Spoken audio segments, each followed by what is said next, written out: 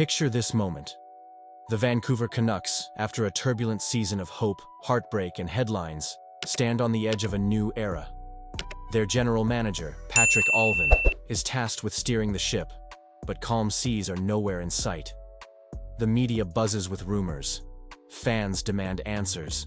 And above all, everyone is waiting to see if Allvin's plan for 2025-26 can cut through salary cap constraints, roster questions, and the pressure of expectation. With changes swirling and new faces on the bench, are the Canucks ready to seize opportunity or risk sinking under the weight of their own ambitions? Let's dive deep into Vancouver's evolving game plan, from the inside out. Behind the scenes, Allvin, Rutherford, and the new coaching direction. It's not just about who's on the ice anymore. After promoting Adam Foote to head coach and landing Tom Willander, management is shifting gears. But at Foote's first media appearance, the message wasn't bold promises. It was cautious optimism. Foote hinted at bringing his defensive expertise to improve the attack, but stressed he can't predict October's lineup. Why the measured approach? Because in truth, the Canucks' reality is precarious. Foote may be the new bench boss, but the team's direction still runs through the duo of Allvin and President Jim Rutherford, the architects working in tandem. Allvin orchestrates the deals, Rutherford provides wisdom, and acts as both advisor and shield between team brass and ownership. This synergy could be the secret ingredient to Vancouver's future, if they can agree on the right moves. No drastic changes on the horizon? Reading between the salary cap lines, one harsh truth about today's NHL. The salary cap can dictate strategy as much as skill. No matter how creative or aggressive Allvin and Rutherford want to be, some moves are simply out of reach. The Canucks must weigh every transaction against cap limitations. If nothing significantly upgrades the team, expect most of last season's core to remain intact by necessity rather than design. Cornerstone commitment: Quinn Hughes isn't going anywhere. Let's settle the biggest rumor right away.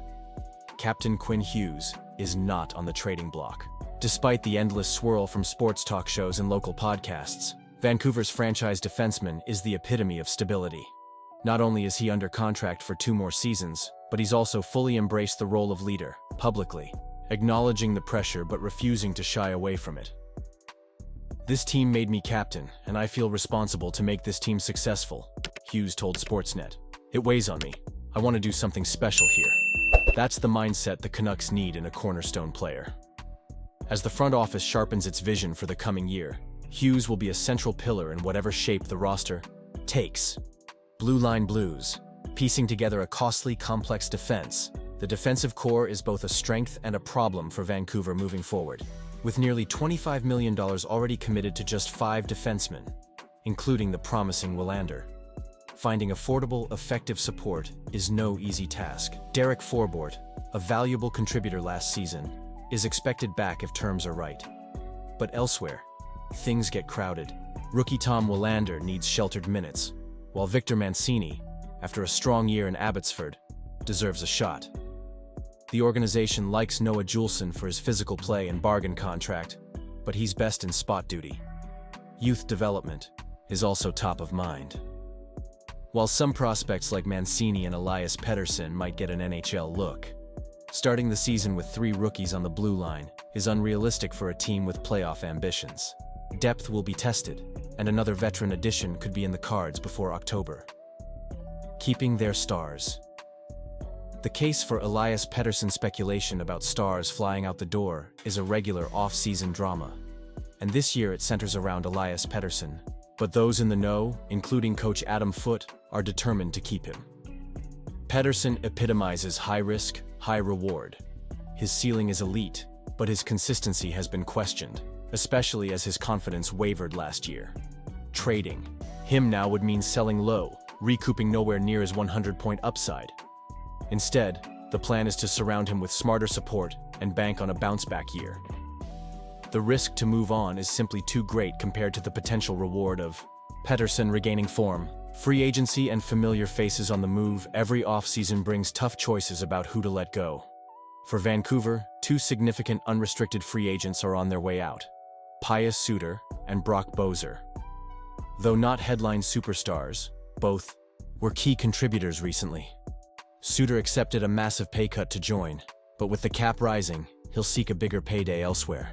Boser, a sniper with trade rumors swirling for years, lacks deep ties with the front office and is expected to draw plenty of interest from goal-hungry teams in free agency. Losing Suter and Boser tightens the offensive depth further, raising the stakes for Alvin's next moves. The Connor Garland question: trading grit for top-end talent? Connor Garland is another player on the bubble. A hard-working forward with reliable 20-goal, 50-point production and relentless motor, Garland's attitude has always been infectious. Just what the last Canucks roster lacked. Entering the final year of his deal, he's become a desirable trade chip for teams seeking a proven complementary scorer. If Alvin wants to reshape the top of the lineup, it might mean using Garland's value to bring in elite talent. It's a risky play, trading everyday reliability for a shot at higher upside. But for a team needing to stretch every dollar and improvement, gambling on upside could be the fastest way out of mediocrity. Market Watch and the Alvin Gamble. Who fits the cap? Vancouver's front office is eyeing the free agent pool, though the market is expensive this cycle. Jack Roslovic, a speedy right-handed pivot, has been linked to the Canucks and could provide useful versatility. Nikolai Ehlers headlines the UFA class. Fast, skilled, and likely expensive. Securing even one new impact forward would mean tight juggling and perhaps trading a player like Garland or targeting bargain contracts to balance the books. Time for the young guns. Farm system to the rescue? On the plus side, the Canucks AHL pipeline is brimming with hopefuls ready for NHL ice time. Linus Karlsson flexed offensive muscle with 23 goals in 32 games at Abbotsford. Niels Oman impressed with defensive acumen and flashes of upside. Aatu Rady is back trending upward, and Max Sassen's speed makes him an intriguing addition. Jonathan Lekkerimäki could join the mix if he bulks up over the summer. Injecting young, cost-effective talent into the lineup may be the most pragmatic way to fill holes while maintaining upside, all while preserving future cap space for subsequent moves. Can Alvin's collective vision take flight? This off-season, the Canucks' fate will be shaped not by a single masterstroke, but by dozens of interconnected choices, each balancing risk, reward, and reality. Patrick Alvin and Jim Rutherford are betting that a blend of star leadership, shrewd deals, and a dash of youthful hunger is enough to keep Vancouver competitive. But will their incremental tweaks be enough, or will fans demand a bigger, bolder shakeup? One thing is certain: every move, or non-move, this summer will be under the microscope. If you found this breakdown insightful, help us push the conversation forward. Give this video a like and let us know in the comments. What's your blueprint for the Canucks offseason? Which moves would you make, and which core pieces would you keep or let go? We can't wait to see your takes and spark an honest hockey debate. Stay tuned. This summer promises to be anything but predictable in Vancouver.